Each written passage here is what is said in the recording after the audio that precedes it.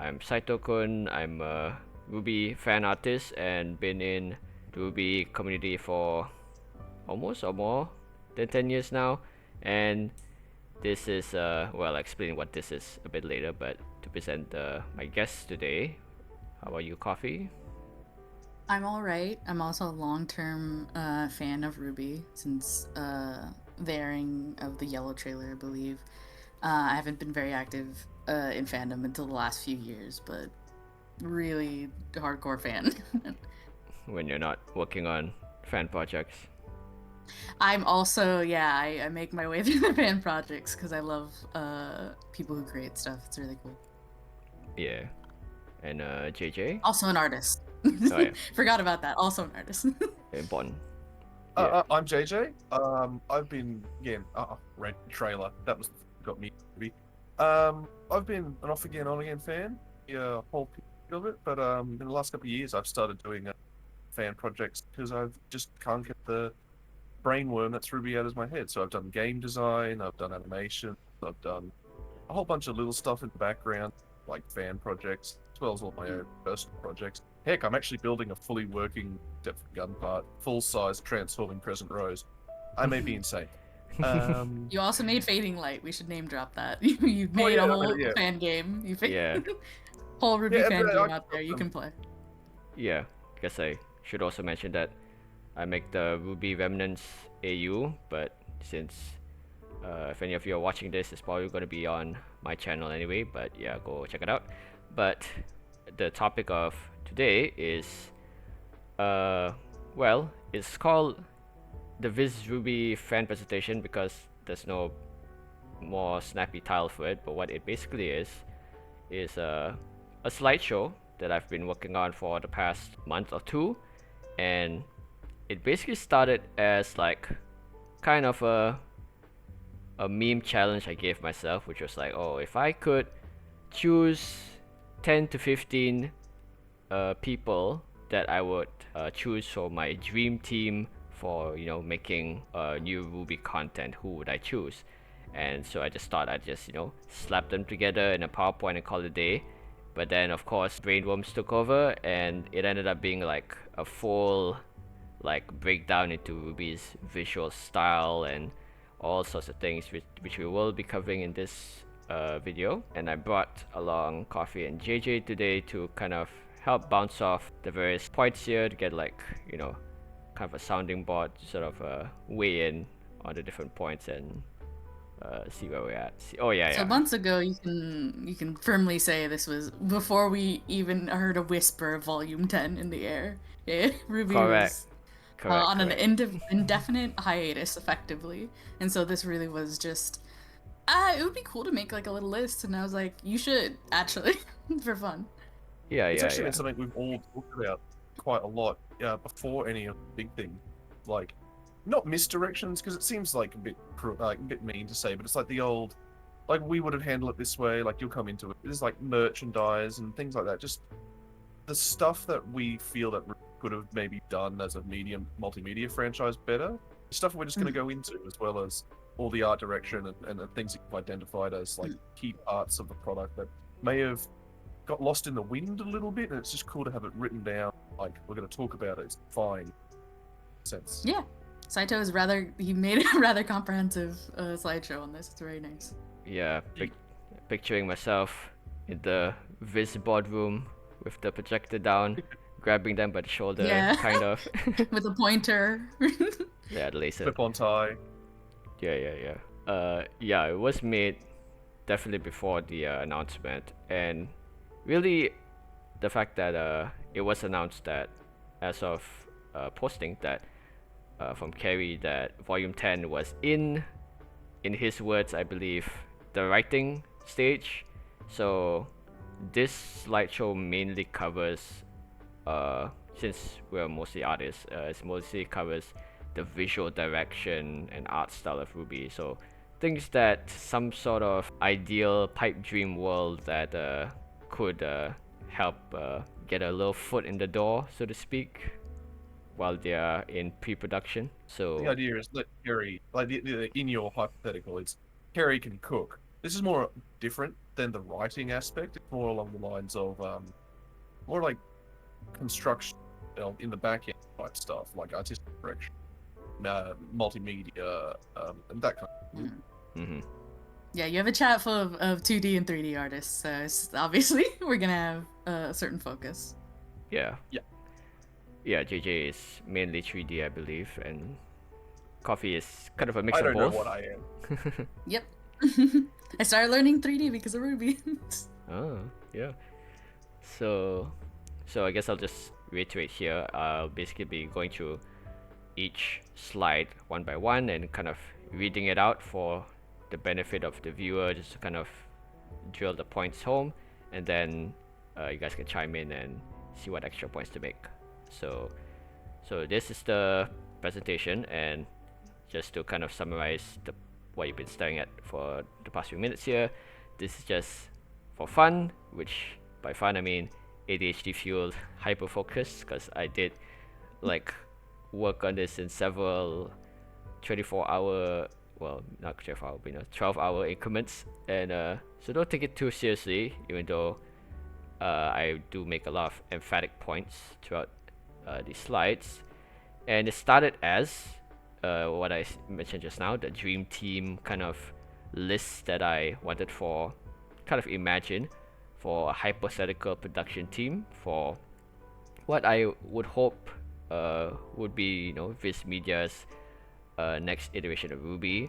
So various people, animators, artists whose work I feel would be suited for RWBY, not just its current style, but also what I feel will help expand and elevate it further. And over time, as this presentation kind of got more detailed, it is now a general exploration of RWBY's growth as a franchise, a multimedia franchise, tackling its art direction and marketability, and discussing different strategies moving forward that best complement RWBY's strengths as such a franchise.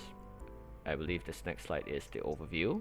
So this is just the general contents of all the slides. We have the introduction here, all the introductory parts where we're just talking about the main broad strokes, and then here we're talking about the RWBY style, which is what is RWBY's quote-unquote art style, and then we talk about core pillars of like different aspects like marketing and how to approach the production animation, visual direction, which is like the specific tropes or creative directions for how to present RWBY, and then creatives is for the specific people that I want to showcase and highlight throughout for this hypothetical team.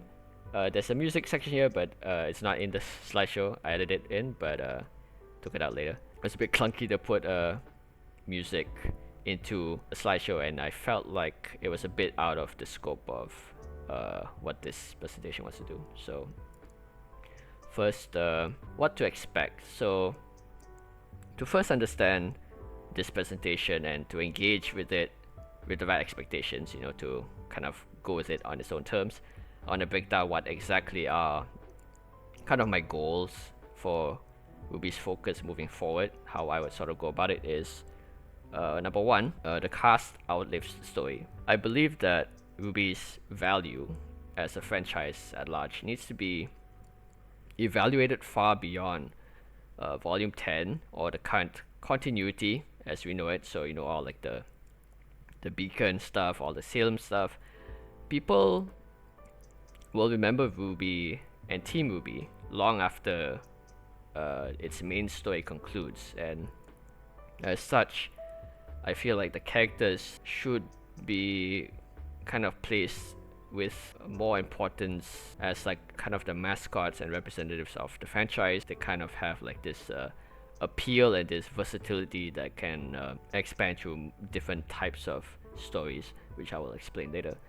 And number two, action is RWBY's identity.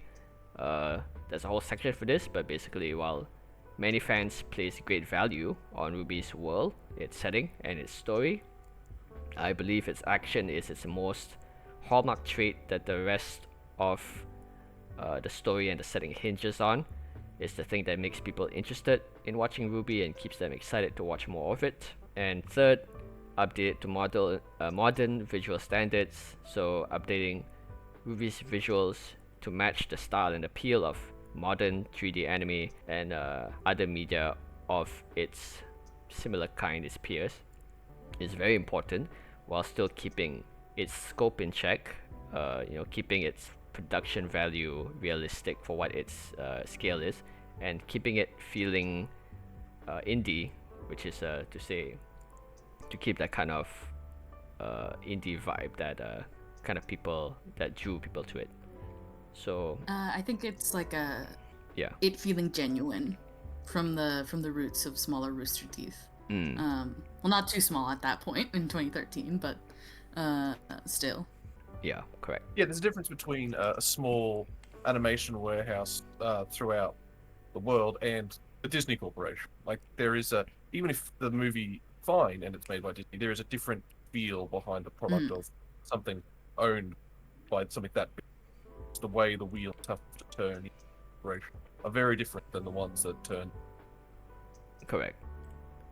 Alright, so what is RWBY's identity? What makes up RWBY's identity, and what do I think keeps it recognizable no matter the adaptation? So whether it's in books, TVs, movies, that sort of thing. What I would highlight is Team RWBY, one, which are the main four girls, who are the anchor characters of the franchise. So, these are the most recognizable characters that you would associate with RWBY, and I would compare them with like the iconic four turtles in TMNT, Teenage Mutant Ninja Turtles, or the Autobots. These sort of iconic designs that you associate with the franchise. Number two is action. So even in a medieval or futuristic setting, whatever the story may be, whether it's a spin-off or a mainline series, high octane and dynamic anime style action should be a cornerstone of RWBY. And three is color. So color, by which I mean striking, imaginative visuals and use of silhouettes should be a strong aspect of RWBY, which I will provide examples of later. So these are kind of the three main pillars I would associate with RWBY that kind of can carry along with it no matter what sort of media it takes. So there were others that you could kind of associate with RWBY, like let's say the fairy tale aspects or like the weapons especially, but I think kind of these are the sort of the three main broad strokes I would keep. And they're all like really showcased in like the original shorts, like the strong colors, the strong silhouettes, the four girls. Yeah. Even before we knew like specifics about anything of the world, it was just like these are our core pillars right from the get-go.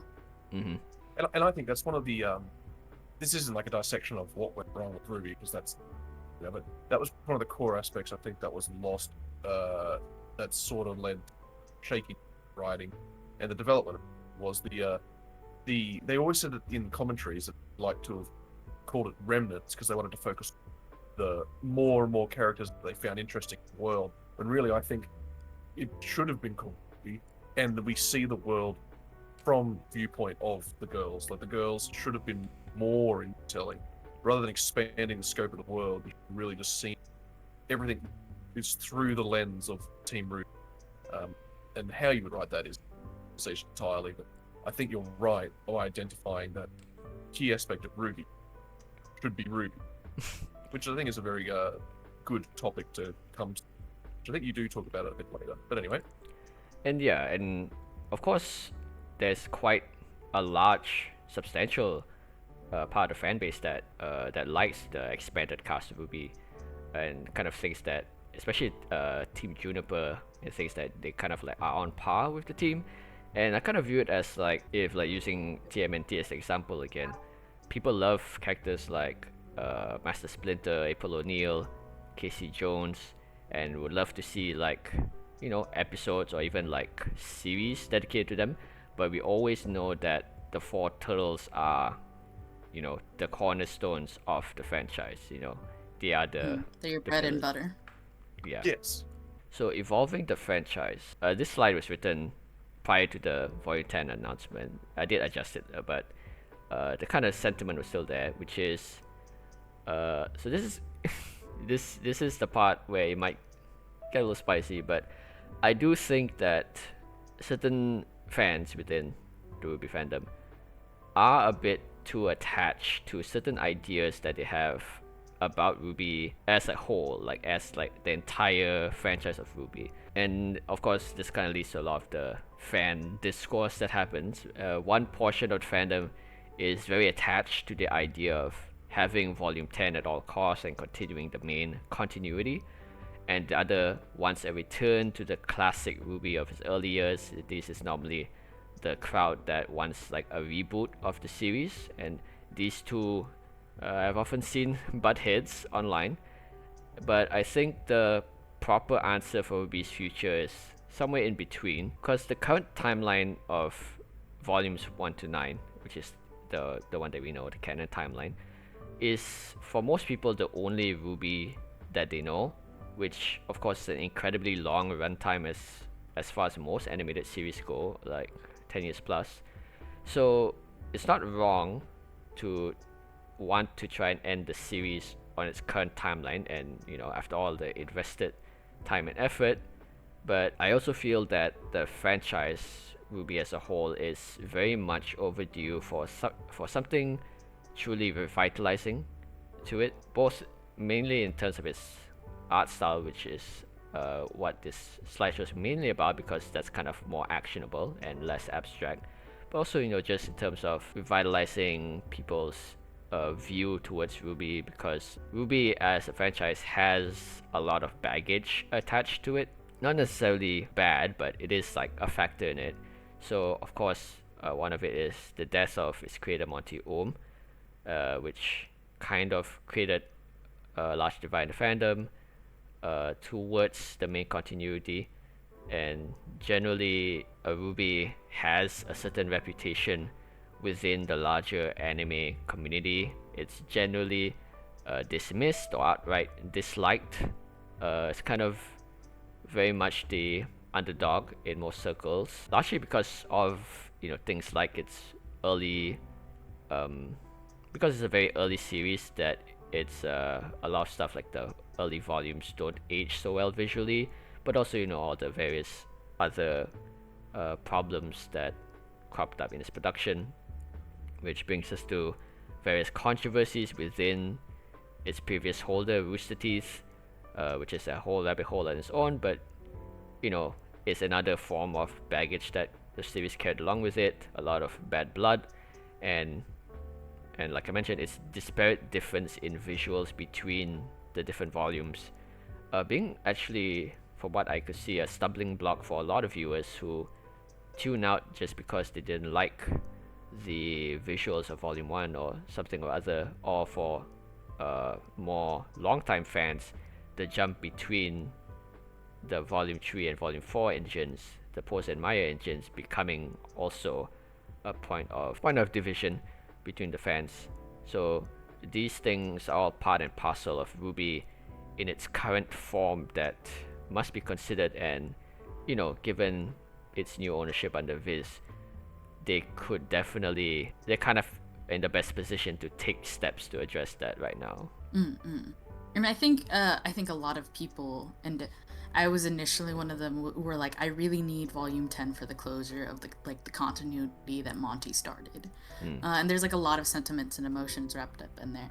But I as time went on, I was more and more open to a reboot, because I feel like you make a lot of references to other franchises and the way RWBY could be more than it is, and I think we should consider that as a thing it could be. Yes, the original continuity is lovely and great. Your mileage may vary, as always on all things, but a reboot wouldn't erase the original continuity. It would just provide, like you said, a new entry point for people to come in and enjoy the characters, enjoy the aesthetics, enjoy the world, enjoy the action, everything that encompasses what RWBY could be, if handled tactfully and with care going forward. And I like to think of it in more pragmatic, almost business-like sense. When there's a dichotomy that you can do. You have the Volume 10 choice is rewarding a entrenched fan base that would like to see the continuation of it, that is asking anyone new to do quite a lot of heavy catch up. So you build volume, and you're really only building, let's be honest, for the entrenched fan base, 9 other volume for it to make sense.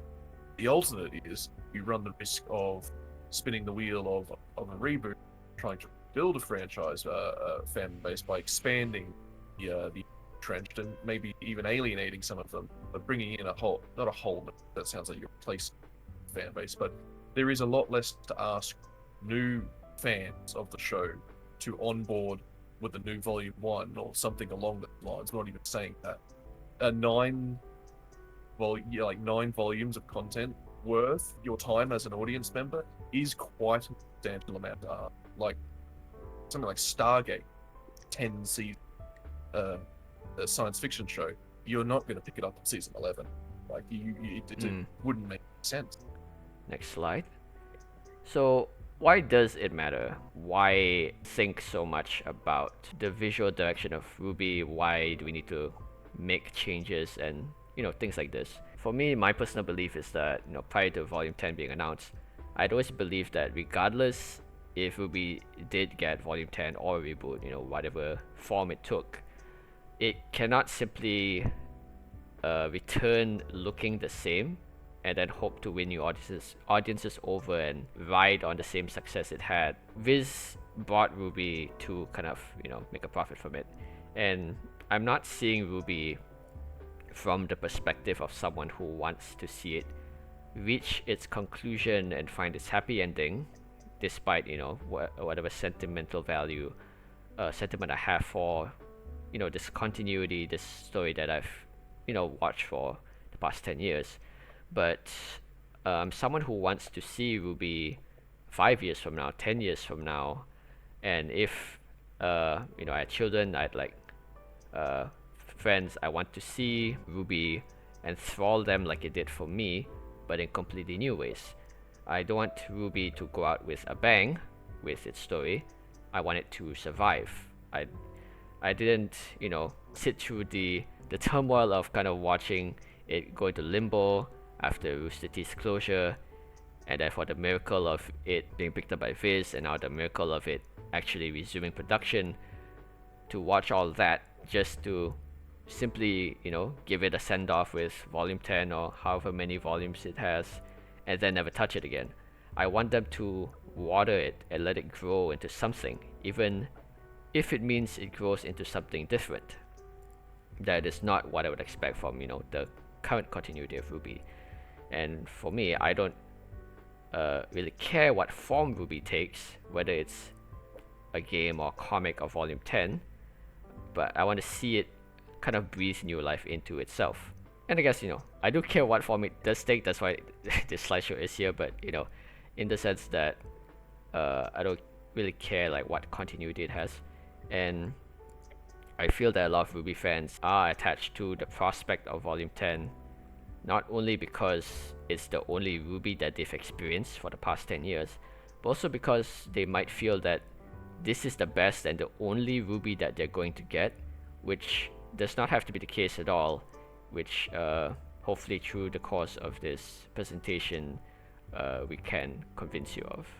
So more than Volume 10. So I feel that RWBY's long-term success, not just as a single story to be concluded in a few years, in how many volumes, but as a truly long-lasting multimedia franchise, its ability to sell merchandise, to license games, and create new stories hinges much, much more on the core appeal of the main 4 girls, the cast, than on the existence of any one story it's attached to, including Volume 10. So everything we know about, like Salem, the Maidens, the school even, the order of events that happen, who dies and who lives, all of this is just one continuity that we know of RWBY. And what happens after the official timeline of RWBY is finished? While fans may insist on concluding RWBY at all costs, they should know that in the grand scheme of things, any franchise must evolve if it wants to remain relevant in the hearts of their fans and future viewers.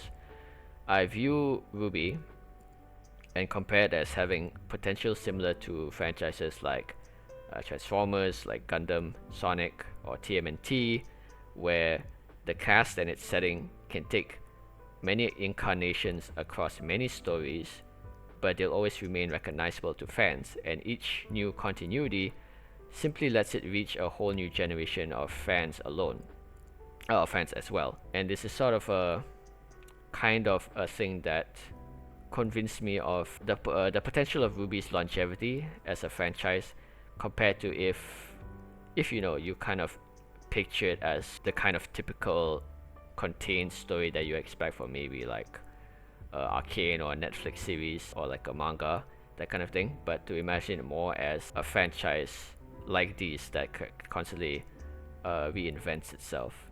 And to bring up like just a small point, Ruby Rose here, the one character from Team RWBY, she alone is such a simple but iconic design, able to be replicated in hundreds of art styles and redesigns, as many fan works will prove, while still being recognizable with just dark hair, a red cape, and scythe, and sometimes not even the scythe.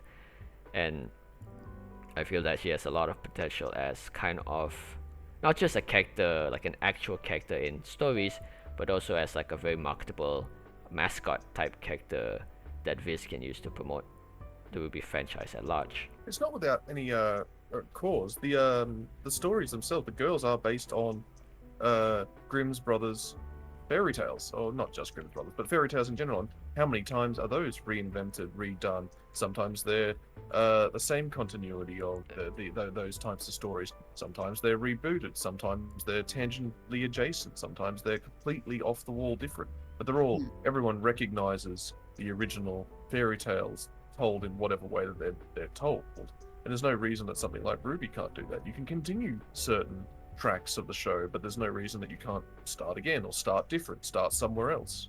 So yeah, I think that's a really interesting point, because they themselves are archetypical characters. Yeah, I mean, the very origin of RWBY's characters are reinvented from fairy tales, which in themselves probably have so many versions over time. So it's kind of already in its DNA. Creative growth. So to expand on that, RWBY's central motto has always been keep moving forward, words by Monty, a personal philosophy built on kind of the ideals of hopeful, positive growth and improvement. And RWBY as a franchise should keep its core identity intact, the things I mentioned, like the main four and the colors and the action, but it should not be afraid to also constantly redefine and remold itself. Many fans and even RWBY's own production under Rooster Teeth felt very attached to the Beacon era of volumes 1 to 3, to the point that it feels like a secret thing in RWBY that can never change, that they always have to go back to. And I'd like to challenge that notion, and I say this as a big fan of the Beacon era, more than the latter parts of RWBY. Even so, there's just so much you can do with the basic ideas of the characters of RWBY. Just the fact that you can use them and reimagine them in different ways. RWBY's fandom is made up of many adult fans and younger fans of different demographics.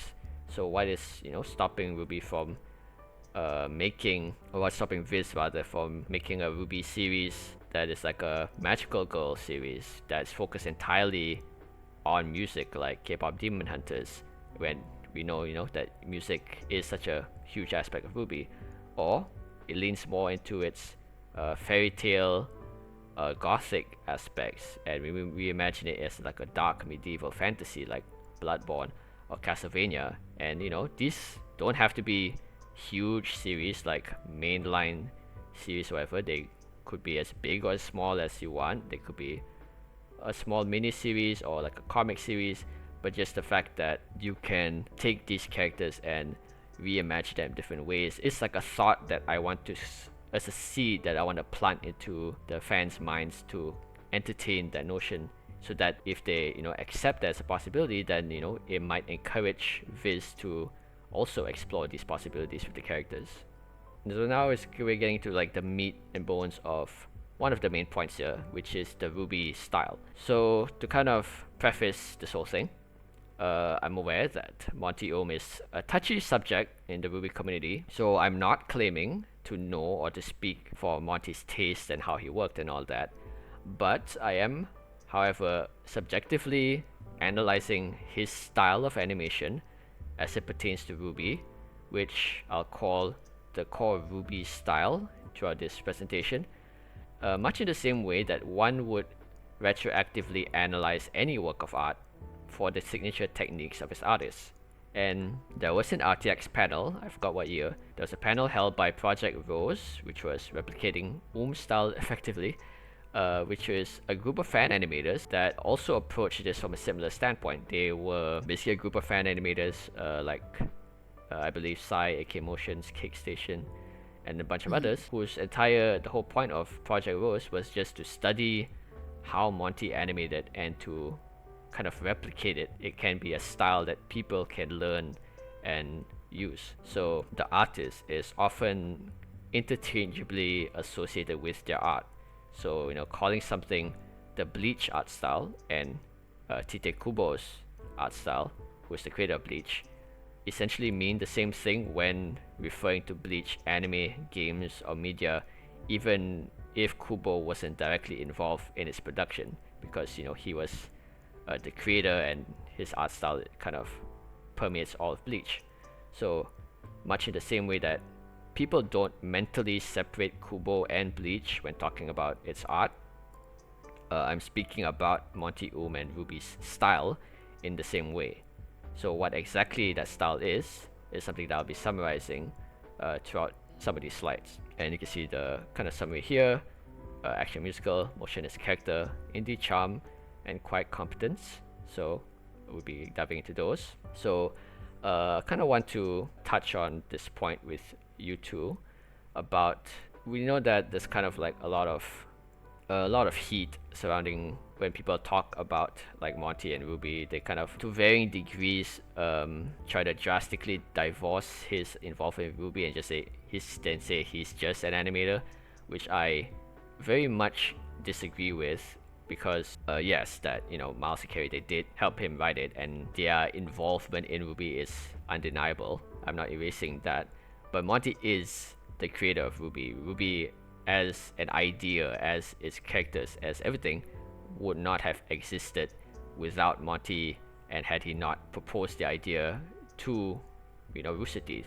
So to simply dismiss Monty's involvement as just him animating the fights is, I feel, very disingenuous and not at all accurate. No, yeah, it definitely feels a little off, especially since it was like earlier Rooster Teeth animation days, where it's like everybody wore multiple hats. People were animating, people were mocapping, people were like writing in dialogue and stuff. Like, Monty didn't just like exist as a cracked animator to insert into fights. It'd be like Monty fight here was like a joke. Or just a reality of how they wrote scripts, but also he is the creator of the series, and you can still feel his impact like years later, even though the style and look and direction of RWBY has changed so much. Alright, so to cover what are the aspects of the RWBY style, number one is action musical. So action musical is a term coined by Monty Ohm regarding his own work, which you can see is an attached Facebook link, which after this I should link this slideshow so you guys can like kind of everyone viewing can kind of move through it at your own pace, so you can look at through it. But from what I could understand, action musical is the focus of intentionally animating motion and action to flow according to the rhythm and emotional high and lows of music, almost in the style of an AMV or animated music video.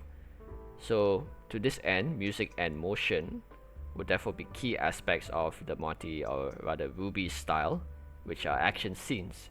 So to simplify his style to lots of action going on at once or complex choreography is kind of missing the key intent and oversimplifying it, which is the key intent is to have animation, and namely combat animation and sound, work together to communicate a story of some sort, even if it is a very simple story like who's winning or who's losing.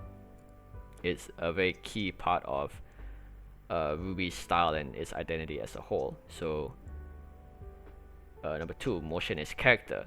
So in action musical style scenes, the characters, of course, they don't sing with vocals, but they do sing with movement. It is treated much like dance choreography, but simply translated and dramatized into an action scene using weapons and magical abilities. And a key part of Monty's work is using motion and action to communicate characterization. So the main lens that the audience learns about characterization, which is who a character is and character relationships, who they are in relation to others, is inside in Monty's styled work. It's not through dialogue or exposition or even character acting, but largely through watching their body language and fighting styles in the context of combat and action. So much of Monty's early work, most clearly observable before RWBY, namely in Haloid, in Dead Fantasy, and the 4 RWBY trailers, was communicated with minimal to no dialogue.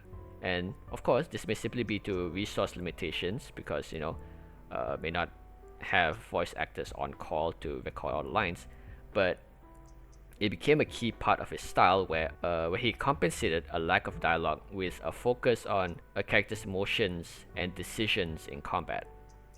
So this style is not better or worse than any other animation or storytelling style. It's not superior to characters talking or saying exposition, but it is indicative of Monty's workflow, the resources he had at the time, which in turn informed how he animated his work, how he prioritized movement and body language over spoken dialogue and exposition to communicate character. And number 3 is indie charm. So this was a bit more subjective on my end, but a lot of the individual charm of RWBY's early volumes was born from the limitations surrounding it. It's characterized by the first 3 volumes using the Poser 3D program and using simple 3D models that could be rendered in real time to maximize efficiency of production, meaning that in most like larger scale 3D productions, you would kind of need time to render, which in layman terms is like to cook the animation like while it's loading. But with simpler models, it kind of loads in real time, so you can kind of work as fast as possible. If any of it sounds super wrong, JJ, please correct me. No, you're basically along the right tracks. Yeah. So this kind of simplicity in the models led to what is commonly referred to in early RWBY as jank. So janky meaning like the models will kind of clip into each other, the limbs are kind of stiff, and the models are low quality compared to what you would expect from like TV or from games or from films like Pixar and whatnot. So while that jank is a negative point for many, because there are many people who kind of dropped RWBY because of Volume 1's visuals, I personally found this a part of RWBY's charm. It gave much of early RWBY a kind of internet era / PS2 game charm, adding to its indie animation appeal. And of course, this appeal kind of carries over into Volume 2 and Volume 3, so it's not like it had to stay completely janky to still have that appeal. By the time Volume 3 came around, it did look significantly better by then. And much of Monty's other popular work besides RWBY, namely Dead Fantasy and Haloid, also have a similar aesthetic. They have a very kind of PS2 cutscene look to them, and they're still well loved till today, even though they look jank, and people still rewatch them repeatedly. And I think that the simplicity and the lack of detail on RWBY's early models lend themselves well to the simplified faces of the anime genre that RWBY tries to emulate. So later volumes of Ruby had detailed models, had expressive faces. So I'm not saying that they don't, but they do have a decidedly more, for lack of a better term, like a kind of Western cartoon aesthetic to them, kind of like what you would expect, for like a made-for-TV kind of animation. Whereas the early Ruby models kind of had MMD model kind of vibe to them, where they do decidedly look more flat and anime looking. Subtle changes in expression became more noticeable, creating a kind of hybrid look where these 2D style anime faces can emote with minuscule changes in like head movement, their brows and eyes, similar to real life. And keep in mind, this was like during 2012, 2013, where Ruby was kind of, I don't know if it's the first, but definitely one of the early 3D animes that did this sort of thing, especially on this scale. And up to that point, it was quite unique to see something that had like this anime look, but as you could like see from the GIF, that they kind of emote with like these kind of very subtle eye movements that, yes, it feels janky now, but when you're kind of like in the story, it feels like, it feels oddly lifelike. If very naturalistic, which makes sense for Monty's like style, where he was very mocap focused, and then cleaning that up into animation.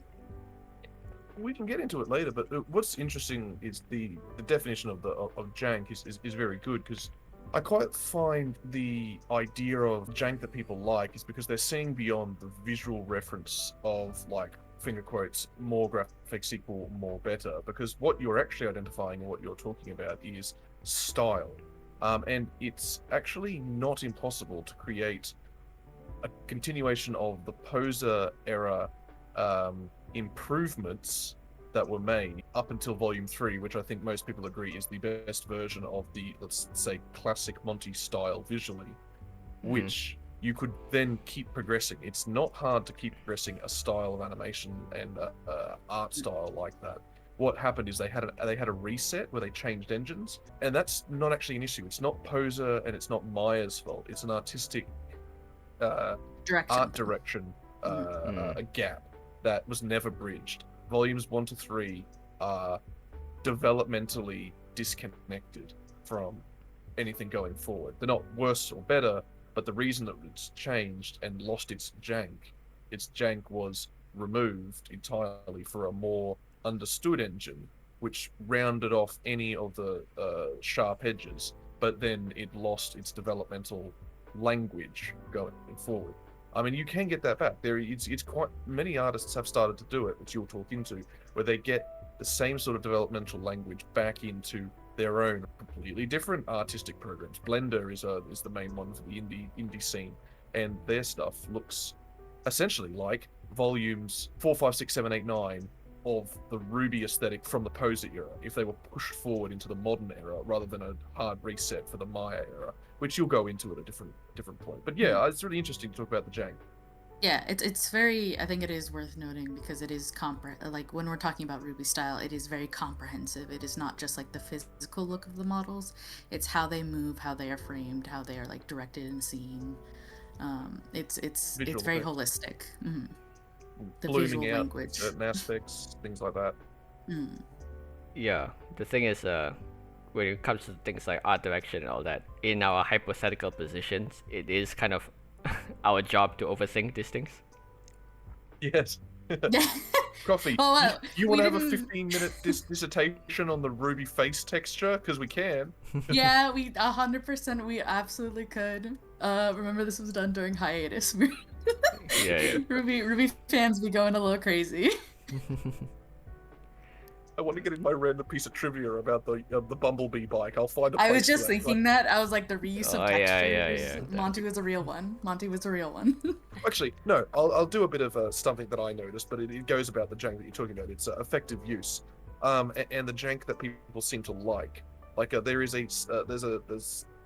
Monty was, and when I say Monty, I really do mean Rooster Teeth at the time. Then that's what we really mean. So for the early volume stuff, they were just trying to get it out through the door, and that's the jank. Not in a way that's dispassionate, but they were so passionate they were just moving much faster than a more steady pedestrian developmental house would do. So, for instance, we randomly found out a week ago, because I was mucking around doing texture work, that the infographic on Ruby's signature weapon, Crescent Rose, around the rotation point, the sort of gear type texture, was actually reused for a glowing central wheel spoke hub of her sister's bike Bumblebee. Like, we found the texture being used completely differently with a glow mission shader thrown over it to make it look like a cool science fiction brake disc hub on a bike. And I'm like, I know what that texture is, and I know that he went and got a sandwich after he figured out that he could reuse it. Like, there's the sort of style. Just slap that on there, rotate it, add an emission, and you have like a really interesting, you have a more visually interesting shot of the bike. Yes. Yeah, put in the group chat, I probably show it in post. I'll get you the details anyway. Yeah. It's that kind of slapdash nature of early Ruby that if you, I mean, yeah, I guess if you're a newer fan you wouldn't really get it, but it is kind of a thing that you had to be there to see it, where you really could see each volume how they were improving, and that was kind of part of the excitement of watching Ruby, not just to watch its story develop, but to watch it kind of grow into its own. And that's famously a thing Monty said himself, and this has been like going the rounds on Twitter, just make it now and make it good later. Which is some of the best advice you can ever give an artist or a creator in any extent, is just make it and it will get better over time. That is just the natural course of things. It's never right the first time, and if you try to, it'll never exist. Absolutely. You gotta try. You gotta do something about it instead of waiting for the perfect time where you'll nail it your first try. Very true. Okay, so this would be the last point for the Ruby style, which is number 4, quiet competence. So this is less of an animation thing and more of a, I guess, a narrative choice, which is due to the aforementioned limitations of, not having voice acting. So due to a lack of spoken dialogue in these fights, characters in what I would consider the best Ruby fights, the most memorable, always have what I would call an air of quiet confidence and natural competence with the characters, except for characters who are, of course, intentionally portrayed as weak, like John. So what happens is that minimal time in these fights is spent bantering, exchanging insults, making jokes, any kind of dialogue at all. Because of this, the audience observes a sense of, I guess, unspoken respect between the combatants, which in turn conveys respect and therefore narrative weight to the fight itself. So the fight may be lighthearted, like the food fight, but it still can be taken seriously by the audience because the characters within the fight itself give the moment the focus and attention it's due. Where it is a common complaint, for anime and I guess for later Ruby as well, which I won't say is like an objectively bad thing, but kind of a stylistic choice where characters will stop mid-combat to banter, to talk. But this method leads to a very economic style to dialogue, where silence allows the viewer to clearly observe a character's thought processes during a fight without relying on lengthy internal monologue, they're thinking to themselves, or interrupting exposition, where they have to interrupt the fight to explain what's going on. And any dialogue that is spoken in the fight conveys important information that other characters act upon in tangible ways. So as in, like this clip here with the Nevermore fight in Volume 1, Ruby is kind of observing her teammates fight, what tools they're using, and from that she just has a very brief exchange with Wise about communicating a plan. So for most of these types of scenes, the action musical style, the action speaks for itself and pulls the majority of weight for conveying the progression of a conflict, who's winning or who's losing, who has the upper hand, or shifting tension between characters. And this is a large factor to why a lot of Ruby's most memorable fights are very immersive to watch and can be enjoyed in its entirety with very little skipping or downtime. the fight itself kind of invites the viewer to observe and experience the events in real time alongside the characters fighting. But yeah, I would expand on that. That it's the marvelization of writing has crept into a lot of media, and RWBY was no exception, where quips and funny dialogue was used to make sure the audience at all times knew what was happening, which is not actually important. Like, for instance, the Nevermore fight that you're watching now, you would not know at the start of it how it was gonna end. Like, the idea that RWBY would then create some sort of slingshot, yada yada yada.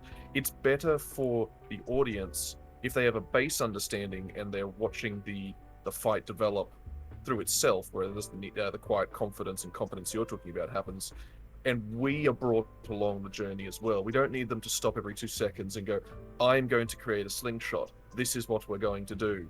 Oh, slingshots. Here's a funny quip about slingshots, and then the action starts again. And those are unfortunately. No. You go. I was meandering. Yeah, I was gonna say. I think that is like a natural consequence when you mention marvelization. It's what happens when you have written by committee, Yes. because the script gets passed around.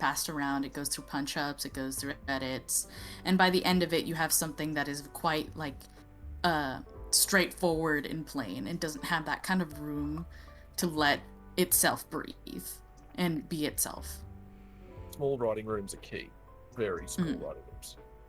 And this actually leads to quite a significant point, which is the fact that, post Monty's death, Carrie and Miles, they took over, and through no fault of their own really, because they are primarily writers. The later fights of RWBY were created in a way that feels very scripted and more dialogue heavy, because as a result, because Monty, he was an animator, so he primarily thought of scenes through visuals and what would happen. So that's kind of his main mental language and how to kind of go about making each fight scene. And the main kind of RWBY definitely got a lot more writers, but what I kind of lamented is the fact that they had very few artists or animators like really at the top rung of the development team to really like nail down these kind of aspects of the fight scenes and communicating this visual storytelling. And the fact that it was mostly occupied by writers, it led to this, and the fact that disconnect. Yeah. As you said, you probably identified it. Writers are going to write. That's literally their job. It's not wrong. It's just you need to have someone with skin in the animation game, probably closer to that writing thing. Even just sitting in the corner and going, yeah, no, we can't do that. Like, that's physically impossible. Or in a much more cohesive way, they would be involved. And be like, we can't stop for quips here because that's going to break the flow of the final move or whatever. It's stuff like that to help curate what RWBY could be more. Rather than Crow and Winter saying a line here, maybe they just wink and then we can go back to the fight. I'm like, oh yeah, that actually works. It's like, that's way better. Like, It's kind of weird because I can definitely see how it could end up that way, because you're like, oh, maybe they should say something here when you're like typing it in, Google Docs or whatever it is you're typing in. It does seem reasonable, because when you're typing it, you're kind of not aware of how the pacing of the actual thing is going to go. Meanwhile, if you're an animator, you're kind of directly in the thick of it, and you're timing it to music and all that, so you kind of have a better grasp of the pacing of the scene. Writing is the written word, and the written word is very different from the visual media, and you have to be aware of when you write that you're not writing a book. Like, you're writing a script with notes for visual direction and things like that. So not everything should be dialogue. Some of it should be, most of it should be told through the visual medium, through the body language and all the other things that you've identified. But when you write a script, you have to be careful that you're not just writing a book. Like, you're writing RWBY the novel. Correct. That concludes the section on the RWBY style, which is, again, I want to iterate. Are you saying like the RWBY style is just about combat? I mean, it's largely about combat in the same way that a martial arts movie is about martial arts, right? And it's still an entertaining movie and compelling narrative in itself. It's not less of a movie because it has more about fighting, right? Let's move on. So here are the core pillars of, it's kind of a hodgepodge of different concepts, but now that I've summarized what the RWBY style is, I'll be breaking down what I feel the core pillars of RWBY's production should be, and kind of long-term ideals and strategies that it should prioritize. So number one, I'd say, is action first. So RWBY managed to grab attention and attract fans in 2012 with the Red trailer, without any hint of a story, simply through the beauty of its animation and striking visuals. And again, this was with its very limited tools and models at the time. Some of the most influential and popular RWBY fan content are fan animations, and nothing else that I observe excites and unifies the fandom more than a high quality fan short, which is always elevated and skyrockets in views because of amazing fight animation. And of course, the most timely proof of that is the Dust Queen episode, which of course had a fight scene in it. And story, setting, and character arcs in RWBY, of course, shouldn't be neglected, but I do feel strongly that the story and setting was never the main focus in RWBY, and it's more the vehicle to support its action. So, of course, a lot of RWBY fans who love the story, story setting casts should not be bad, obviously, or neglected, but they all depend on the entire foundation of RWBY as a high energy action series to enhance and bring those elements to their full potential. RWBY fans may watch RWBY for Team RWBY alone because it's their blobos, their oomphs, or whatever you call them, but all of Team RWBY's identities, their weapons, their semblances, their allies, their enemies, their relationships with each other, it cannot function without the underlying premise that it's an action show to drive it. Without action to drive RWBY, the iconic weapon designs have no purpose. The characters have nothing to do. They have nothing to fight for. Semblances have no purpose. They're superpowers. You use the superpowers to do stuff. Grim have no purpose as enemies. All of RWBY's parts, meaning its narrative and characters, must be of high quality, but all those parts lead back to the action. Number two, leading directly into that, is rule of cool. So rule of cool should not even begin to describe how RWBY should be made, how one should mentally approach RWBY.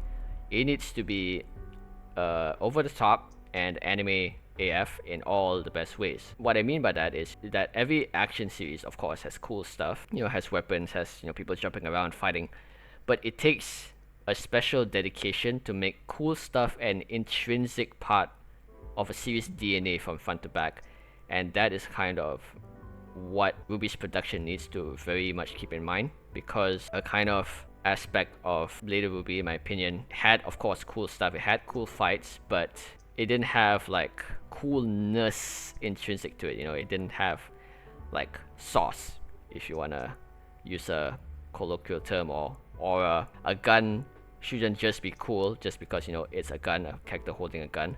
How the person grabs the gun should be cool. How the person reloads the gun should be cool. How the gun shoots to be cool. What kind of bullets it shoots should be cool. That's what it means to have it intrinsic to a series DNA, is to be mindful of all the elements of how you can make it as cool as possible, how you can transform, how characters fight, things like that. And I've attached different examples here just from different anime series. So like Fully Cooley on the top left, where you use a guitar as a gun, and Cabaneri on the right side, where sure, why don't you just do a sick flip with your rifle before you fire it.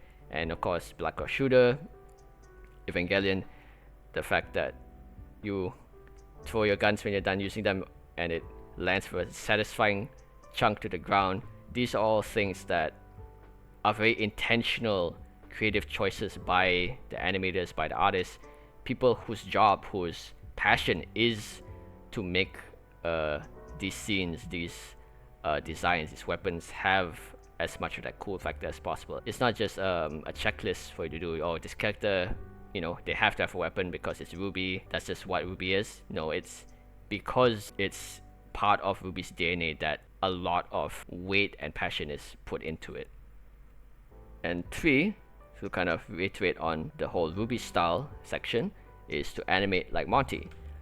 So while Monty and the scope of his impact on RWBY, like we mentioned, is often a subject of controversy among the RWBY fandom, I think we should treat Monty as a creator like any other, like any artist, any animator, whose creative vision formed the backbone of RWBY's unique visual identity. Monty did not build RWBY alone, but RWBY would not exist without him. As I've mentioned, he is the creator of the idea, the concept, everything. There is no Bleach without Tite Kubo's iconic art style, or One Piece without Oda's. So in much the same way, Monty's art style is, of course, this is not a drawn medium like manga. His art style was his unique combat animation, how he animated. Monty's fights not only entertained people, but they were stories in of themselves. I've seen many fans throughout the years suggest that trying to follow in Monty's shoes, which is to say to have more Monty style fights in RWBY, is impossible, meaning it cannot be done, or incorrect, meaning it's not to say ethically wrong, but like it's just something that shouldn't strive for, that RWBY should kind of do its own thing apart from Monty's style, or focus less on its action and focus more on its narrative. And I feel that I personally disagree with that. It's valid. I mean, you can still make a functional story with it, but I feel that I've seen many animators over the years inspired by Monty's animation style. People like Mark Zhang, people like Dylan Gu, Cake Station. They've not only replicated Monty's style accurately, but also expanded on this animation style and added their own unique spin to it. They're not just reusing the same moves over and over. They are innovating new fighting styles. They're using different weapons, different transformations, and every time they do, the fan reception is always overwhelmingly positive. People always flock to the comments saying how they miss this style of animation, how it reminds them of the old RWBY. So I think not only is Monty's style replicable, it is also not just something that you can do. It is something that is worth teaching to others, like any other artistic technique, and should do in terms of RWBY. Yeah, go ahead. Yeah, I can add to that, where I think what's a bit sacrilegious for me to say is largely Monty wasn't magic. A lot of his art styles and sensibilities were lifted or inspired by other things that he himself was interested in. None of the animation that is in the finger quotes golden era of 1 to 3 is anything industry disruptingly different, new, or innovative. It was just the way it was assembled and the size of the team done it. It is exceedingly possible to replicate and expand on his style. And to say that it isn't is a lack of vision and understanding of the visual medium. You can do anything. It's the style that's the medium. These are children with superpowers. There are no rules. It's more along the lines of, again, it sounds like I'm being dismissive. It's the talent to do it. And I'm not saying the people who were working on RWBY post that were not talented, but it takes a leading eye more than it takes the talent to make high quality fights. It's really that simple. You need to find high quality people who want to do their job and give them the time to do their job. Very clear vision. Mm-hmm. And yeah, absolutely. And you're right.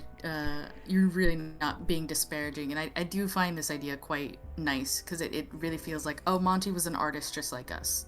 He was like consuming media. He was watching things, animations. He was watching anime, and he was just creating like anybody else. Yeah, he did not create this style in a vacuum. Moving the camera in a very rotation-y, zippy-zappy way is not something he invented. And to say that style is replicatable is just, well, it's insulting to the people that would be working on any RWBY project. It's insulting to the people that, with even less than Monty, have produced Monty-level fights, if not bigger than that. I think even if you should never put words in a person's mouth, but I don't think he would believe he's anything special. There is nothing about the man, except for his work ethic, that produced this animation. And that work ethic, well, maybe not to his extreme, I think we can all agree, it is just something that you can do. Given enough direction by understanding and vision, that kind of stuff, it is exceedingly possible. And that is an aspiration. That is not, completely within the grasp of people. And I think that's neat. Yeah, something to strive for, which I think why people say that it can't be done, however, is this kind of strange underlying like defeatist attitude that some fans have, that and this is kind of mixed between different types of fans. Some who miss the old animation who say oh, the Monty era is over, he's dead, and will be die with it. Those people go jump to such streams, but but even like some other people who are more looking forward to the newer parts of RWBY, but want it to kind of divorce itself from its roots as much as possible and kind of define itself apart from the Monty style, simply kind of for the sake of doing so.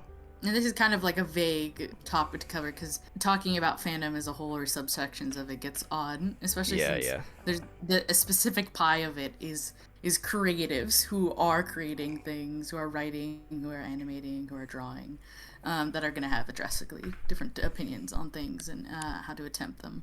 Yeah, and of course this GIF right here is not even from a Monty fight, it's from the RWBY, RWBY OVA 2, which was by Kickstation and Team. And it's funnily enough, it is strikingly similar to one of the fight scenes that Monty did not animate. It was animated by Shane Newville. The Cardinal fight? I believe this. Oh. No, I believe this. Well, it could be the Cardinal fight. I was thinking primarily of the Mercury versus Pura fight. Oh yeah. There are elements of both. That was also in the So it's actually both. You're correct. It's also the Cardinal fight where it's a sparring match and it has like the same lighting to it. All right. So next core pillar is to push the medium. So RWBY in 2012 first came out during a time where 3D anime was a very young medium, even if it was just a drop in the bucket in a relatively small part of the internet. I'm prefacing this because we don't want to glaze RWBY too much. We're gonna have a realistic view of the impact it had on the industry, but I do believe it did have some form of impact. It has inspired many animators, artists, and creatives who would go on to create amazing works of their own. And I also believe that RWBY as a whole is more than just the sum of its basic parts, like its plot or characters, things that make a story that you just watch on YouTube or wherever. RWBY shined the most not when it was going through the motions of its own script and doing its own story, but when it extended beyond the screen and impressed people across the internet with what 3D anime as a medium was capable of, and more importantly, when it becomes like a goal for young indie creators to strive for, when it inspired others to pick up a stylus or pen or 3D software to do the same. The fact that it was so indie and made with such a small team at the time inspired many people to kind of strive and aspire to do the same. And in an ideal world, with RWBY being led by the best team possible, RWBY as a production that's likewise led by other passionate creatives would continually seek to improve itself bit by bit every year, inspiring future animators and artists to do the same, which is something that, as kind of an early fan of RWBY, watching its incremental improvements each volume was something that I did lament in its later volumes. Not that the later volumes didn't improve on it, it did visually did grow more polished. Yes, within itself RWBY was improving, but kind of within the greater scope of the 3D anime sphere, it was not really catching up to its peers. It was kind of just coasting along, satisfied that it was just doing its own story, which is the whole Salem plot and whatnot, but not in a greater meta sense in relation to the rest of the 3D anime medium striving to reach its peers. And not that I'm expecting huge leaps from an indie company, but if you ask me, I could notice a slight shift in priority where RWBY kind of just put aside its sort of kind of visual and stylistic improvements in favor of going through the motions of its story. So number 5 is growing indie talent. So based on everything we just said, I do strongly believe that RWBY shouldn't forget nor be embarrassed of its indie origins with Rooster Teeth and Monty Ohm. It was created as a small-scale project by a few people, and it casted various people around the office as the main characters, who are now of course many beloved characters. and some of his most iconic scenes and trailers were made by a crew of only one or two, which were at the time mainly just Monty himself or Monty with Shane Newell. So RWBY itself has a very long history of inspiring its fans to take up art as a hobby or as a passion, and even enter the professional industry, with some even contributing to RWBY's own production, such as Dylan Gu. And of course, I'm sure many other like artists and such who were RWBY fans. And as such, I believe that RWBY should continue to be easily accessible to fans, being readily available online and in all global regions. So this is more of a distribution thing, which VIZ is an expert at. And it should showcase and lift up indie talent, whether they be animators, voice actors, and other talents. To bring up an example, even larger companies like HoYoverse, which I do compare their works often to RWBY, despite being obviously a much larger company with like billions of dollars in revenue, they still go out of their way to acknowledge fans through Hoyo Fair, which is a yearly event where the company officially showcases fan works, cosplays, fan animations, music videos from their community to commemorate the anniversaries of their various franchises, which in fact they did quite recently. And such events are not only a form of gaining goodwill from fans, but also a way to ensure that RWBY is always connected to its humble roots. And 6, related to that, is by and for creatives. RWBY owes its existence and much of its identity to Monty, who himself was an artist, an animator, and more, a person of many talents and interests. His love for the diverse fields of art, cosplay, animation, music, and more permeated to RWBY and allowed fans from those same communities to connect with it. He had obviously a lot of fans in the cosplay scene. He made a lot of friends in animation. He loved music, various popular events in RWBY's history, such as the Velvet Costume Design Contest, which was a contest around after the end of Volume 1, where there was a large contest where fans submitted costume designs for Velvet, one of the characters, and the animated bloopers and production diaries that were a thing back in RWBY, where they had like these bloopers and these kind of behind the scenes type videos, along with a thriving sphere of fan content, from videos to fan art to fan fiction. All of these would not exist if RWBY itself as a whole didn't encourage and cultivate a love for creation within its fandom. So it is my hope that RWBY's core team should similarly be made of creatives and fans, because you cannot produce nor fundamentally understand a work like RWBY and how to make it successful if you don't love the things that RWBY was inspired by. And you cannot connect with RWBY's fan base if you're not connected to the communities it was deeply involved with. To bring up like some examples, like how Monty used to give like the whole color naming rules for how to guide fans to create original characters, and how he designed the costumes within RWBY to be very cosplayable, meaning they were often based on modern fashion or very like kind of accessible real world clothes. And these are things that if you're not savvy to it, you're not in that culture, it wouldn't even be a thought in your head to even consider such a thing. But because it is, it informed not only how RWBY interacted with its audience, it of course, through, like I said, with the costumes, all that, it informed its entire visual direction, how its design process worked, how all that happened. So yeah, a famous example of this is well, of course, all the pockets that all the girls have, but also like Neo herself. We've recently, somewhat in an art book, we saw there was some concept art by Ainlee for Neo that was very different from what we got. And the reason why we have Neo in the current form is, I believe, a friend of Monty, Early's a cosplayer, had made a gender bent cosplay of Roman. And Monty was like, yoink. That's Neo. Exactly. That is as close as you can get from creative to fan base and back and forth. He was, I believe, also very close to, I forget his name, but he was very close to a cosplayer who cosplayed Sun. And I think he often like worked with the cosplayers to kind of like figure out, how to convert like the weapons into like physical form, like kind of helping them along with that process. I've seen Twitter posts where if fans ask about how the weapons work in 3D, he would answer them, and he was just very connected to the community. So, and 7, good fucking merch.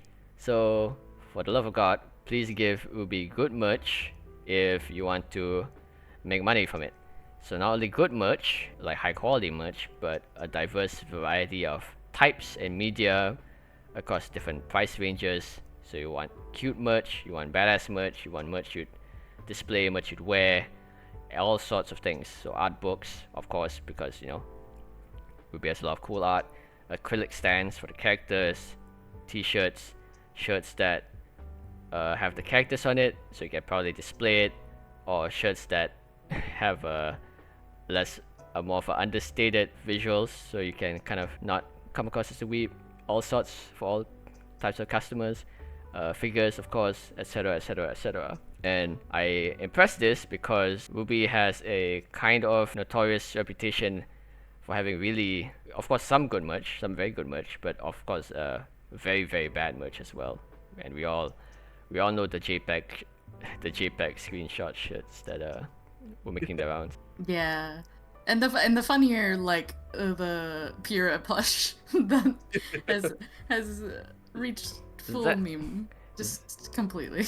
That kind of circled around to being endearing.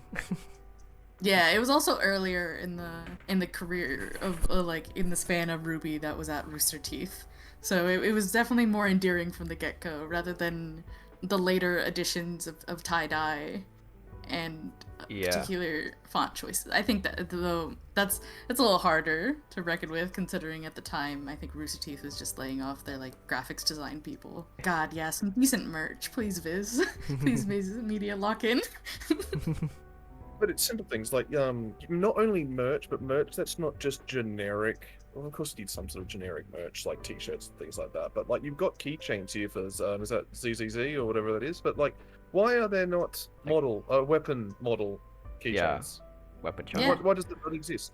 You get an embassy Crescent Rose is a little compact. You could totally just make a solid model of that and then just have it on your keyring. Yeah. Oh, why isn't there? I mean, this is quite a hard thing to liaise with, but why isn't there a Crescent Rose model kit? Why do the only cosplay EVA foam exists of the weapons in a ludicrously expensive Crescent Rose? Why isn't that? Why wouldn't you focus on being able to have cosplayable, buyable weapons? There's so many things that you can do that aren't outside the realm's possibility, but they are outside the realms of apparently creative divisions. I just don't understand the direction that they took with their merchandise. Almost like they were still operating on the Rooster Teeth t-shirts model, which is largely probably so ingrained in the company that was probably one of the directions that they were stuck in. They didn't realize that they needed to evolve. As anyone that knows the history of Rooster Teeth is, they essentially were funded on the t-shirt model. So I think clothing and apparel, while not wrong for RWBY, in fact, very good for RWBY, but simple t-shirts were expected to have the same carrying effect as early 2000s Red versus Blue, which by that point the entire world and industry had moved on. T-shirts are great in a corner, but they are the bare minimum, and at the minimum they have to be really good t-shirts now, and that's not 100% cotton thread. They needed to be looking into anime spaces and the acrylic stands, the keychains, sticker sheets, everything you would find at a convention you would want for RWBY, variety, scope, and affordability, so you can get the more casual fans on a sticker sheet of all the people's emblems or something like that, or a wallet. You said emblems. There's actually surprisingly little emblem merch. I mean, that's literally one of the things that is the most marketable aspect of the characters in terms of it's a vague geometric shape. Now, Saito, insert VIZ Media's current emblem pattern that they're using, where it is all of Team RWBY and Juniper's tiled, and they're putting that on phones and blankets. No. Stop it. No, that's not correct. Yeah, and to speak on the Rooster Teeth part, of course Monty had very little input in the merch side of things, and so kind of speaking facetiously a bit, but when you had a kind of studio of the Gamer Bros, and then your one guy was carrying all like the otaku side of things. He was the one who knew about what even cosplay was and like DDR and all this stuff. And then of course, with his untimely departure, now you don't have anyone who knows anything about it, who knows anyone from those circles, which is like a huge hole. Well, especially higher up at that point. I mean, I'm sure by that point there were quite a lot of lower tier. But yeah, but no, none of the like the original five. Not that they were angry, not angry, combative against it, but they were. You identified it. Rooster Teeth was a Gamer Bro company, at the height of Gamer Bro. But what no one has realized, and I've only just thought about it while talking about, is Gamer Bros have morphed almost 100% into anime fans now. They are the same fan base, but they have now changed. Gamer Bro is not a thing anymore. It is not Halo. People aren't going to Halo release parties, that kind of thing. It's all about anime in terms of media space. And perhaps they just didn't see it coming. That was one of the short-sightedness of RT, is they still thought it was 2002 up until the end. Yeah. It's rather unfortunate. I mean, like, we hear the Monty being like having to sit Miles and Carrie down for anime homework, and that's such a loving thing to do when I think about it. Be like introducing your friends to anime and stuff. But it's also like, yeah, that makes sense. Miles and Carrie were like 20-somethings fresh out of college who had gotten in for an internship to bob heads for like Red versus Blue Machinima. That's what they came in for. And then also they did occasionally Let's Plays on Achievement Hunter. So there was a gap. There was a sizable gap of like fan base there, and now it's damn near. You're right. It's a circle. Mm-hmm. People who are playing ZZ are into gacha and are now playing Uma Musume. It is. Well, that comes round into my section that I could talk about is merch. In terms of multimedia merch, which is different from physical merch, and is one of the biggest like actual missteps of the RWBY thing is they didn't use any of the opportunities they've got. And I'm not saying wrong, because that's like why would I know, but along the lines of books and games and other sort of media was visual novels. People agree. Yeah, it's hindsight 2020, but also it's like you. I imagine often it's like you could have made a RWBY visual novel, like a murder mystery. It doesn't have to be like a romance novel, because they had all the 3D assets. You could have it set at Beacon, just take the writers aside and be like, hey, we just need a script, and we're gonna pose out all the different expressions for the RWBY girls. Take a few screenshots of the background, pretty it up a little bit, and let that ride. Yeah, that magical girl spin-off. And the other thing is merch that's not just capitalist merch where you just you buy it for the sake of wanting that thing. Merch that is meant to reinforce the media property itself should be used and should have been used to build up the media ecosystem of RWBY. I always talk about in a separate section that may not be in this PowerPoint is for instance a RWBY video game where rather than an independent story that's wholly new and wholly thing or set in volume 7 really weird, like the ideal RWBY video game for Rooster Teeth would be a very basic retelling of volume 1, roughly around probably about volume 2 at the time, but close to the volume that it's about, so it can smooth over any plot things, develop other characters that we didn't really get to see, just lots of little stuff to reinforce. The same with comics and novels and tie-ins. I'm not saying it should only be 100% just retelling the RWBY story in different mediums, but the understanding that merch isn't isolated within itself. It is meant to reinforce the entire ecosystem that is the product, which is RWBY. So if merch, you see that so much in shonen, like the recap games. It's like Naruto Ninja Storm. It's just so entrenched in the genre. Exactly, Ninja Storm. It's a terrible game. I love it. But it has one of the most important things that I think really characterize the best part of the Ninja Storm games, for example, is exploring Konoha. That's literally what everyone really does. They play the game and then they realize, actually, I'm just going to run around Konoha and just... I'm going to run around the village. That we see in the show, but we don't ever see in totality. Yeah. Who wouldn't want to explore Beacon? Who wouldn't want to go to other classes?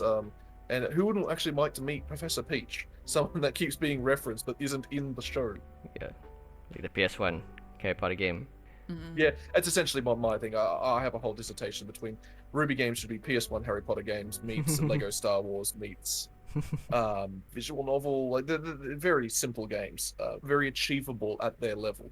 Don't try, as Rooster Teeth's game division did, to try and make a looter shooter as one of their first games. and it immediately collapsed because they were trying to compete with like Blizzard.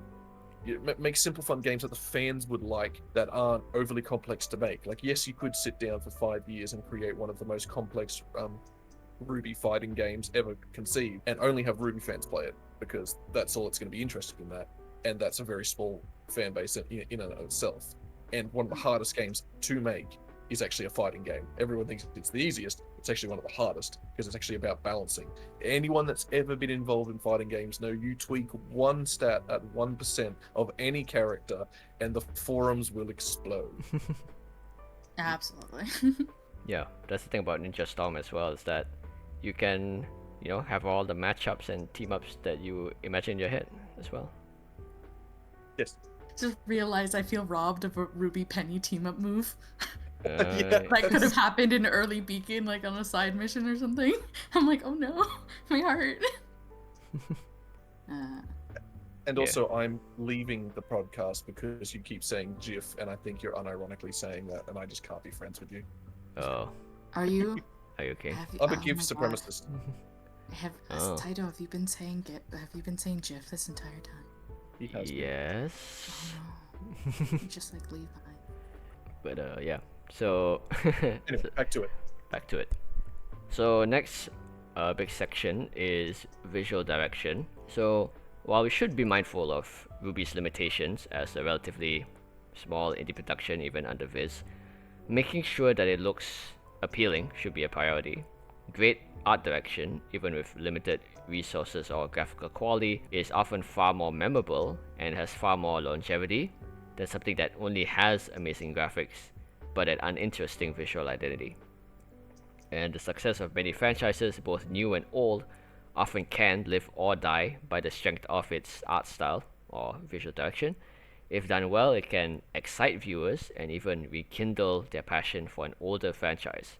Done badly or half-assed, it will not only alienate its existing audience, but also turn off any potential new viewers from giving it a chance. So a constant example that I used when comparing it to RWBY is Marvel. Most people at the time were convinced that they were burnt out on Marvel because of the movies and the TV shows, and then along came Marvel Rivals and now Marvel Tokon, and then it completely turned public opinion on its head, and now everyone loves Marvel back again. And it's because that those same superheroes now feel incredibly fresh and larger than life again after so many years of the more realistic style movies and TV shows. I'd argue that even RWBY kind of had this somewhat as early as Volume 1, because the trailers were very visually striking with the stark colors, and then it kind of became, more conventionally colored throughout Volume 1 and such, to the point where there was like fan talk around the time they were like expecting a completely different story from the trailers going into Volume 1, and that has to do with kind of the art direction of it. So talking about the updated art style for RWBY, so the whole point of this is to say that I feel very strongly that RWBY needs to have an updated art style, regardless of whether it's Volume 10 or a reboot or whatever it is. I think that a fresh art style would be incredibly beneficial for RWBY's longevity and for attracting new fans, because if it's going to look like the old Maya engine stuff again, yeah, I mean the old RWBY fans are gonna keep watching it, but if it looked like super cool with like really nice updated graphics and 3D models and really nice colors and everything, it's gonna have a lot more buzz than just the RWBY fans. And RWBY's art style should update itself and take a page from its contemporaries in the 3D anime and animation industry at large, not only professional level studios but also the sphere of indie animation and the works of incredibly talented 3D modelers, riggers, and animators in the indie space. So, indie productions like, for example, Glitch Productions, who did Amazing Digital Circus, which I believe the founders of Glitch Productions were inspired by RWBY in the first place, which is an interesting fact. And it's interesting, as you say updated art style, which I think is a very important term, because I don't believe you mean more graphics equal more better, because a lot of the examples you're about to give as we go through the your Dream Team stuff are they are still firmly entrenched in the anime style, but it's more about how you do lighting, how you do texture work, how you do what you do and why you do it, versus, well, we're going to start ray tracing Ruby and stuff like that. Because for instance, one of the things that me and Coffee had noticed during our own fan works is, like, they wanted to streamline their production. We figured that out. So they separated quite clearly the people who make the environments and the people that animate in them.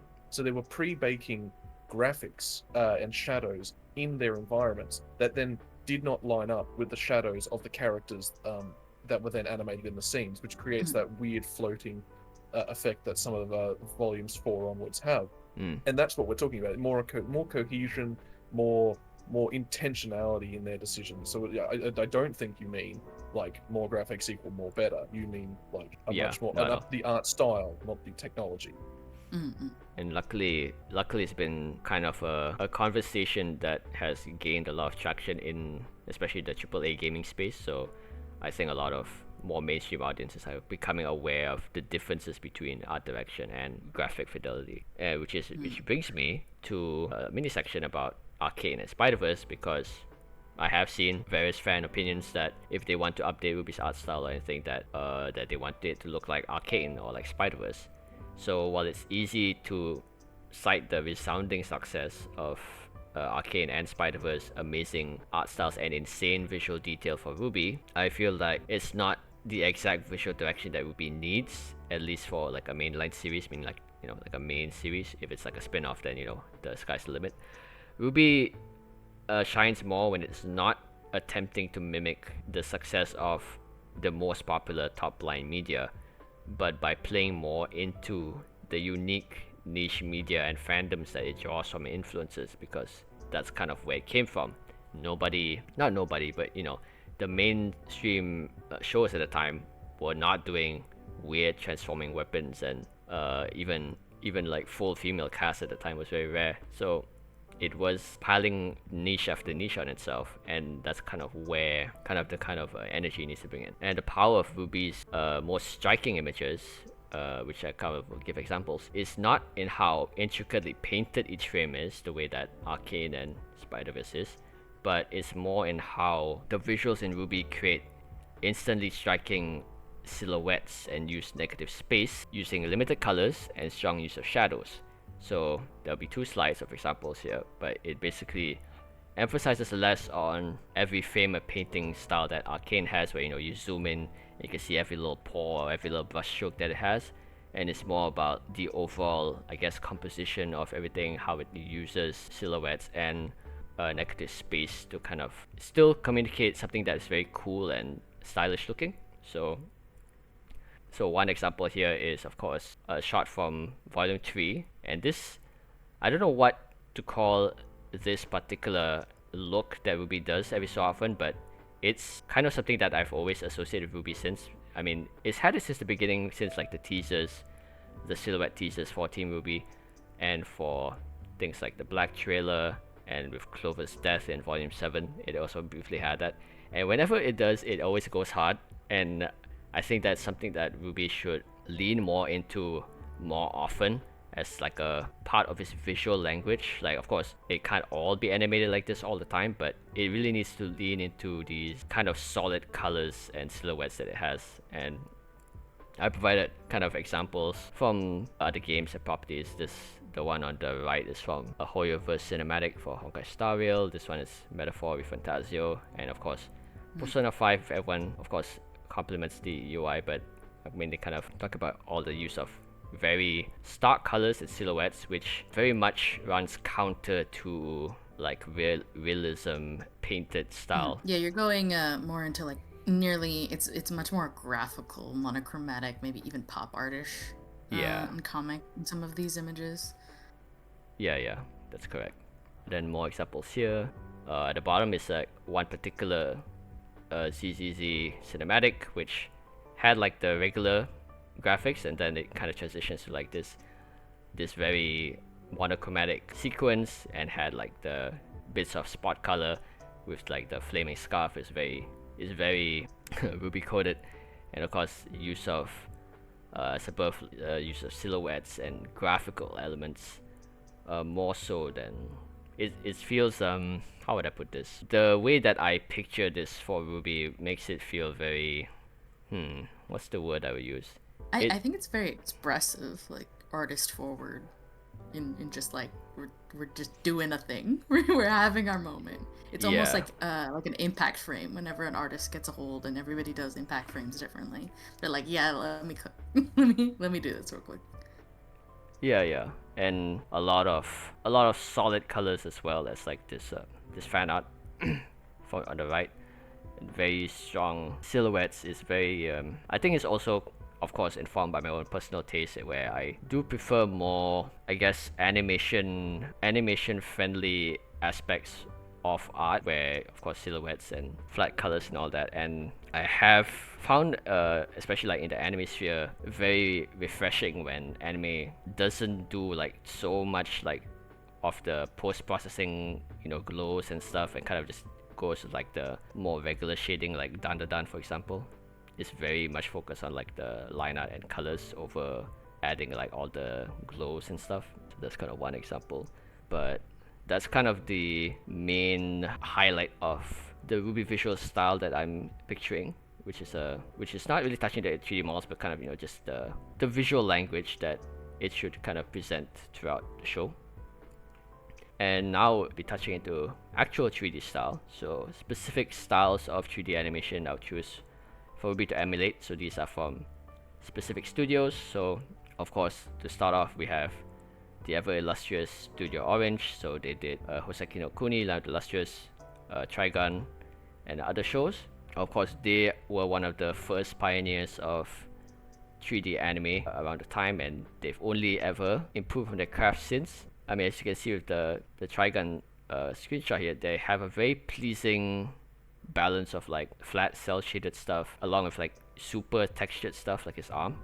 And the cell shading doesn't, for some reason or another, I'm sure those with more expertise can say why it doesn't look plasticky the way that like RWBY's later volumes do, even though they are both cell shaded. Particularly about the arm, you mean, in Trigun? Yeah, the arm is textured, but why like the general like models that are like flat shaded don't have the plastic look? Like, yeah, there's a lot of you can't.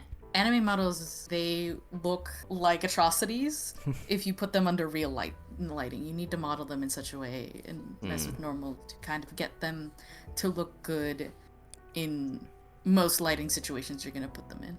Right, which requires a lot of intricate work. A lot of consideration. And actually, Land of the Illustrious is interesting in this case that it does have a good amount of drawn over aspects, like kind of clean up things. Like in this GIF in particular, yes, it's primarily 3D, but you can tell there's been some touch-ups / drawn overs with the blinking animation, because the base model of Foss does not have that amount of flashes. Like it's been punched up a little bit, but it makes sense for the close-up that they're doing. So yeah, correct. So of course, being the ZCC shield I am gonna mention Hoiverse and specifically Zenless Zone Zero, specifically because I mean I made a whole video about it, about how similar they are, but I did really enjoy ZCC's aesthetic as a template for what RWBY can kind of build stuff to it. Of course, not copy, but to kind of take reference from, because it, I mean, of course, it shares so many of the similar elements with like the huge transforming weapons and the very brightly colored characters. And what I really admire is that it's willing to, it has that vision in mind and it's willing to go hard on it, and that kind of shows throughout all the weapon designs, how the characters fight and all that. And also just generally, of course, just talking about the 3D style here is very pleasing to look at. The intricacies of the lighting and shading I can't really speak on, but it is one of the references that we use. And of course, occupies the same space with the game, like 3D anime game that was iconic for RWBY starting out. Yeah. I mean, visually, this is the perfect world evolution of the style that RWBY was working with. Not really possible in Poser, but in terms of the technical fidelity, proving to what I'm in something I've said previously, is it's not so much the engines that are important, it's that how you use them, because there is no reason Maya could not look like ZZZ. There's nothing intrinsic about Maya. It is definitely just intentionality and art direction. That the way that the models are constructed in Ruby and the way that the models are in ZZZ are, I mean, it's all just geometry. There's nothing about the models that are intrinsically different, or the lighting systems being used. It's just where those values are done, how things are done, how things are set up in the much earlier stuff in terms of like foundational stuff for the engine that you're using. Like Hoyo's doing a real good job. Yeah, it's doing a really good job of mixing like real-time cell shading and also like material textures. Which is a thing Maya Ruby does not take advantage of. And it's like all the stitching, all the things you could bake in there. Come on. But it's also the use of texture and materials as well with the lighting. Like, for instance, the face texture that we're looking at here has hues and variations in it that are both texture and lighting based. We can just tell by looking at it, rather than the I'm sorry, I mean, even while I'm trying to be very nice to Ruby, because I still like it, the plasticine one note texture. Their skin tone is without doubt worse in 4, 5, and 6, 7, 8, 9 than it is in 1, 2, 3, because they stopped melding those techniques together. So Jean, for instance, literally looks like he's made out of plastic. Yeah, unlike the Ellen right here. Is that her name, right? Yeah. The maid girl. Yeah, you can see the subtle gradation from her forehead down, and then like the rosiness around her cheeks, and then also like just the drop shadow on her neck. It is just like a cleaner, more smoother execution of those ideas from like the earlier volumes in Poser. Yeah, and Ruby in later volumes always like constantly looking grey for some reason. Yeah, I've always jokingly wondered if someone involved with Ruby is colorblind or something. That would explain why she's blue now. Tone deaf or something. I don't know, because it is the color palette on that show. It's very interesting to look at. This is like just colloquial, just like my observations. But I find people who don't consume as much anime have less tolerance for saturations in their show. And part of that is valid. That's a really good point. Part of that is valid. People did really complain how bright the early volumes were. I also think that was maybe the fact it was in HD and it had so much bloom on it. Yeah. But I feel like there's definitely room for like refinement. And you look at Hoyo and they're just killing it. For instance, like volume 3 of RWBY is disconnected. If you showed me a screenshot of volume 3 of RWBY like you had earlier in this PowerPoint, and pictures of this, and said these are the same projects, but they just developed, this is like 5 years later, I would believe it. Though I don't see a visual connection between, for instance, like a picture of volume 4 RWBY and this. I mean, and there actually is no connection, but I'm talking about stylistically. There's an evolution that you can trace visually that feels cohesive between those two products and not the other product. But that's just that's an artistic thing, and that's getting into the weeds of things. Yeah, and also to cite like some older Hoyo projects like Hawkeye Third, and this is like much earlier. Also killer, beautiful. Yeah, and it still looks good. I think the faces definitely probably have like 2D drawovers from what I could tell, but of course they're done in a very smooth way and emphasize a lot of very punchy emotions, very satisfyingly intense emotions that are really great for action scenes.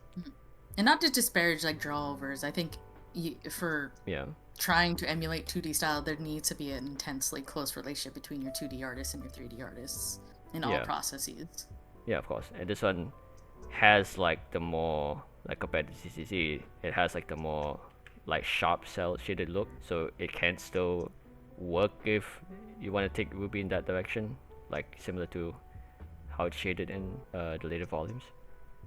Let's see what else. Oh, of course, kind of goes out mentioning Arc System works. Arc Systems, of course. Of course. Don't think there's much to mention there, other than not just of course the visual polish of their models, but just the sauce, the aura that their designs have, the oversized weapons, this helmet that just appears from the back of his head out of nowhere, but it's cool, so we just kind of accept it. These things is part of the rule of cool that RWBY needs to operate on if it really wants to reach its full. And these models are like technical marvels. Actually, the amount of normal editing on these are crazy. Yeah, we're explicitly saying that RWBY should not look like this, because this would be insane investment from a company that mainly makes books. But we're just talking about technology-wise, there are things that you can do. And grab from. Yeah. Yeah, we talk about stylistic things they could take from. The GDC talk about Arc System Works' rendering thing Yeah. It's you have to go in knowing so much to even understand that you're being basically explained magic. It is so dense. I remember watching it when I first was getting into 3D, and I was like, this is black magic.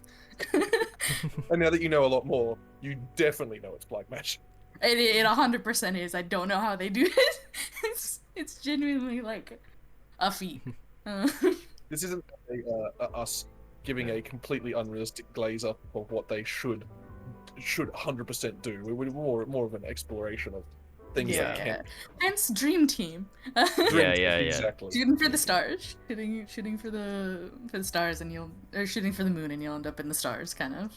Yeah, exactly. But also kind of mapping the ways you can get there, which is why I also want to definitely highlight how indie animation can already accomplish a lot of the same aesthetic, even if it's not like this to the same like technical polish. And a lot of these, I mean all these examples, I would gladly watch a new RWBY volume in those styles than what we have now.